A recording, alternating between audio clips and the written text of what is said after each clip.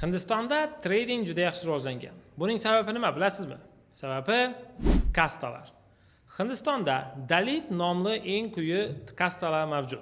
Ushbu kasta vakillari Hindiston jamiyatida yuqori natijalarga ko'tarilishi mumkin emas. Jamiyatning boshqa kastalari bunga yo'l qo'ymaydi. Shuning uchun ularda ikkita imkoniyat bor. Birinchisi, internet orqali yaxshi o'rganib, chet elga ketish va o'sha yerda karyera qurish yoki Hindistonning o'zida jamiyatning boshqa a'zolariga aloqasi bo'lmagan yo'nalish bilan shug'ullanish. Masalan, trading. Tradingda sizning kim ekanligingiz, ota-onangiz kim ekanligi, boymi, kambag'almi, tanish bilishingiz bor yoki yo'q ekanligi, siz laganbardorlik qila olasizmi, yo'qmi, umuman ahamiyatsiz.